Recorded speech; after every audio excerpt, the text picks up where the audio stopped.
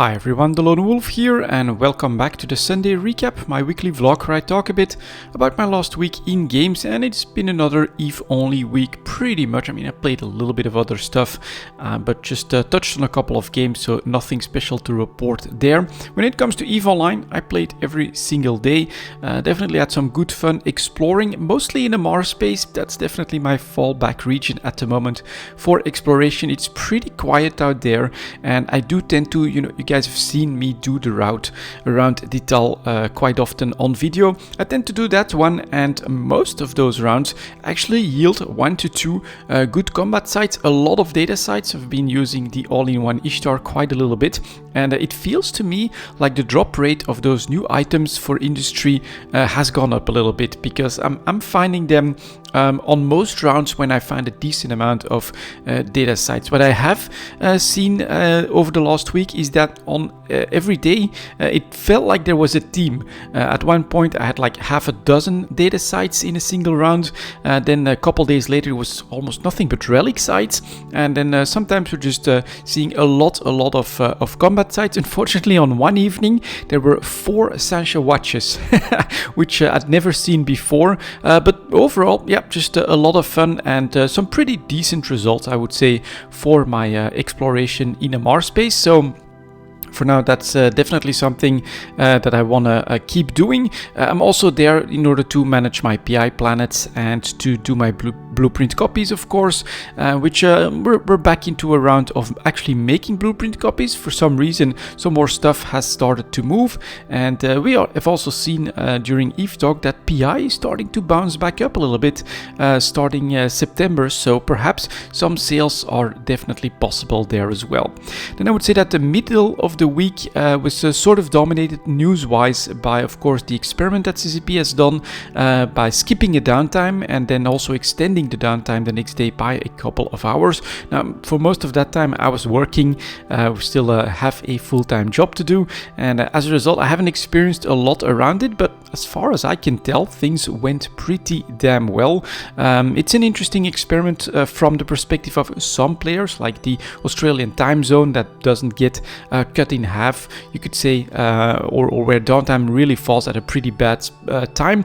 On the other hand, around downtime is where a lot of activities do tend to take place because of the added security of knowing the game is going offline at a certain time. And so, the evolution there could have a pretty big impact on the game, especially for those large Gnostic alliances that basically rely on downtime to organize certain high-value activities. So really curious to see how that will evolve, and if CCP can make that less of a crutch, you could say, for some stuff. The dream that a lot of players immediately I think go to when it comes to potentially having no downtime in EVE Online is, of course, a massive battle including capitals and super capitals that just drags on, not for 24 hours but for days on end, where it's like impossible to escape and you just have to keep organizing through the time zones and keep going. It could be, of course, one of the longest battles ever in gaming. If that were to ever happen, it would be super cool, of course.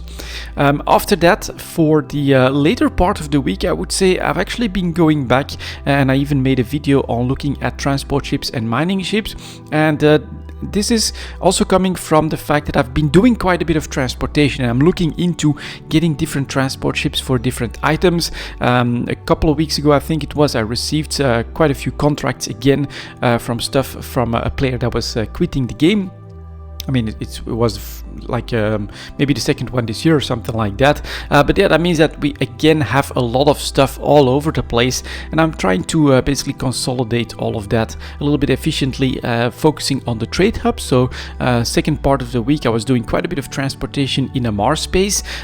It is dangerous at the moment, I have to say. There's a couple of tornadoes that are always sitting on the Mars station itself. I got scanned quite a few times, and perhaps I even was chased on on one occasion there where they like set up a trap. Luckily, I was actually using an afterburner boost for the transport ship that I was using at the time, and maybe evaded a potential gank, although there was also a freighter slow boating that I passed at that point, so maybe it was meant for him. I don't know, but I did feel like I had to be careful when it comes to transportation around the Amar hub. That felt quite dangerous, and so I'm going to look into also preparing a couple of extra transport ships, making them a bit more tanky, and I'm also looking for a transportation ships for BPOs, because there are a few BPOs lying around that I want to consolidate in the right stations as well. So a little bit of work there, basically managing all the stuff that I've got, because quite a bit of it actually has come from donations from viewers, and as a result I don't know everything that's everywhere, and I need to find a way to organize this. I think I'll be using station containers and things like that, and then just so that I can have a better time, piling it up and then also selling it at the right time, using of course Eve Talk and all the other experiences that I personally have in the game. So it's pretty good. We are basically counting our money, you could say, although it's mostly stuff, and preparing our trade ideas for EVE Online as well. And then looking at the future, I would say that we got the NPE coming this month. We're almost halfway September, so that shouldn't be too long anymore, and then we will see what Q3 has to offer. Of course, we still don't really know anything of what CCP has planned. We do know that there's the Alliance tournament that's coming. There's some real life events as well. If I'm not mistaken, there should be an EVE Vegas as well. Perhaps they're keeping everything under wraps a little bit for those to give some presentations and things like that. We do know that in Q4 CCP will formally end the scarcity period for EVE Online, and then we might start to see some of that dynamic resource system find its way into the game, but there's still like a whole quarter in between that, and I'm really curious to see what CCP has planned for that. Q4 should also of course have quite a few celebrations around the holidays, quite a few events that will probably make a comeback. So yeah, definitely looking forward to what's coming for the rest of the year, and just keeping having fun in EVE Online, this time without potentially the war decks, of course, because last week, or no, it was actually late the week before that, we found the wormhole where I had the boss, and I managed to take it down at the cost of a ship and like 50 million in fuel and things like that, but very happy that that worked out as well. I really do feel like I can, alright, get ready now for the next phase of EVE Online, make my plans, and then perhaps decide on a pathway. We will see. Anyways, that was my last week in games, guys. Thank you very much for watching, and as always, I'll see you next time.